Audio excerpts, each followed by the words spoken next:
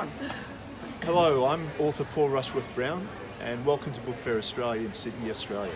Today I'm here with Karen Martin, the wonderful Karen Martin, who's written a wonderful book called The Bringer of Happiness. Karen, welcome to Bookfairaus Australia. Paul. Thank you. Tell us about your book. Well, The Bringer of Happiness is a story narrated by Sarah. And Sarah is the daughter of Mary Magdalene.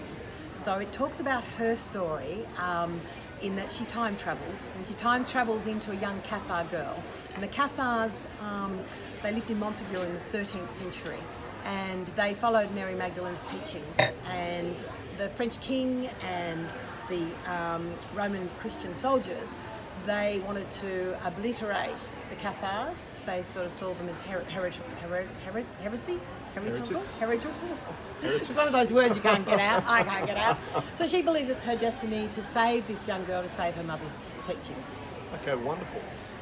Now, there's been a number of authors that have actually written novels with a little bit of historical, religious, with historical religious tone. When you decided to write this novel, did any alarm bells go off? Yeah, look, it's really disconcerting wanting to write about a historical or especially a religious figure. So I took the historical. I thoroughly researched all the academics, the non-fiction and the fiction to ensure that anything I was bringing to the page sort of had a resonance, but also could be supported by other information out there. So it's not anti-religion and it's not pro-religion. It's a story of a young girl who believes in destiny, and she just happens to be the daughter of Mary Magdalene. So there's a lot of historical facts about Jerusalem at the time as well. Okay, wonderful. As soon as you say the word time travel, that's something I'm absolutely fascinated with. So yeah, it sounds intriguing. So your first novel?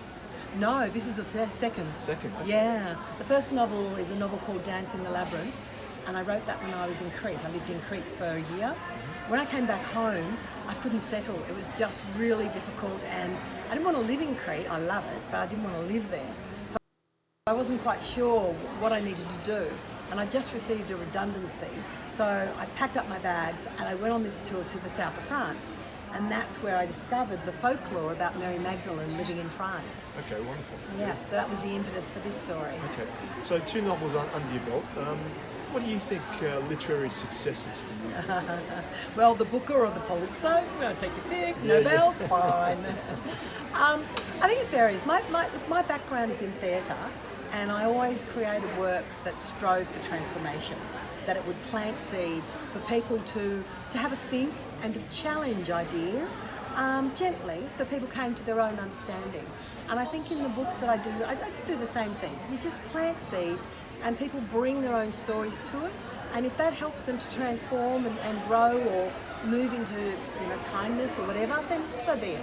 I think that's a good little skill to have. I suppose coming from the theatre, that's a good background for sort of like a novelist, isn't it? Yeah, absolutely, because then you understand the rhythms and the structure and the pace of it, yes. And tell me, do you ever read your book reviews?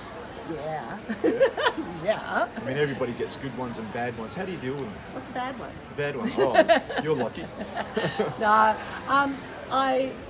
I have this, what I write, and to be honest, I write for myself. I write to try and understand and make sense of the world. And I did that in theatre, and I'm doing that in novels. And then when you put it out there and you can see it and make sense of it, then it's open there for other people to also see it and make sense, or read it and make sense of their world. So what they bring to it is their own story, and that has nothing to do with me. So I'm happy to put it out there, plant the seeds, and then I'm happy for people to say, yeah, that really worked, or no, it didn't work for me. But what that tells me is more about them than my book, and that's a good thing. The Bringer of Happiness, what was the hardest scene for you to write? Well, the hardest scene was the scene where Sarah's gone through a vision, and she comes back and she's sitting with Mary, and she asks Mary what does all mean, and she's very distressed because the men in her vision have called her mother a whore. And my editor had said, Karen, show us, don't tell us. I was like, oh damn, okay. because I wanted to show how language worked and the power of language and who owned the language, therefore owned the power. And so I left it for a long time. It's the last scene I wrote, and it just became the most powerful. I put Sarah into the vision, and it starts off with the elder just going, men, and pulling together these men who were compiling the New Testament. And it's one of my favourite scenes now. It's raw. It's a very raw scene, and I don't need to go and go into the great, description about how the word whore has been changed and what it means and whatever. I do a little bit, but no. So it's. I actually like it when you're challenged by something. You just let it sit for a bit, and then it comes back to you. The muses were very, very supportive during that period. Tell me, that was a good segue into my next question, and that's how do you write a male character? To be honest, Paul, my male characters tend to be a bit secondary. I always have a very strong, always, I've got 2 novels. My protagonist is female, and they get support from females. I believe that our history is very, it's got the male gaze there. It's a male history, and women's stories aren't really shared or brought to the public realm. So I've entitled the series Women Unveiled, so that our stories are told. So the males are part of it, absolutely, but I'm more interested in the feminine journey. Okay, wonderful. You mentioned before about power. When was the first time did you realise that your words actually had some sort of power? That's a good question, because words are very, very powerful. What is it? The sword is the pen is mightier than the sword. Who owns the language has the power, and we've found that. We've seen that with colonisation. What do you do when you're taking over a community? Get rid of the language. So for me, it was about identifying words that had been either misused or corrupted. So we look at the word virgin, for example. Nor Hall wrote a book called The Moon and the Virgin, and she talked about the word virgin actually meaning a woman standing in her power, a woman owned by no one. And look how it's changed now. So when we talk about Artemis, the virgin huntress, it wasn't that she never participated in sex at all. It was just simply that she was a woman on her own, a woman in her power. So words have that power, and I think what we're trying to do now is reclaim it. When you look at the pronouns, he, she, they, there, they're claiming that, and I think that's a good thing. We used the word chairman for years, and that was supposed to be universal. Well, it's not universal. It actually doesn't include women. So having chairperson or chair, it's more equitable. Yeah. Now, historical figures. Yep. When you start writing about Mary Magdalene and other obviously well-known historical figures, what type of ethics comes into it?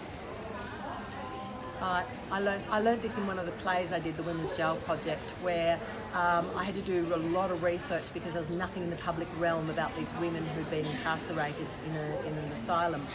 And I didn't want the onus, because it was the first time out in the public sphere, I didn't want the onus of going, this is the history. I don't claim that at all. I think there are many, many truths, and I think that by presenting another perspective is actually being a more inclusive truth, whether it challenges but one truth, which this does. I mean, this book talks about Jesus surviving the cross. Whoa, that's a big one. Yeah. But there's enough, the Nag Hammadi, the Dead Sea Scrolls, there's enough academic research into that, exploring that, pulling that apart, as well as archaeological, that suggests that that's not necessarily a truth, even though we've held on to it. So I think it's really important to go, this is fiction. I'm using historical truths, and I think it's really important for women to know where we've come from.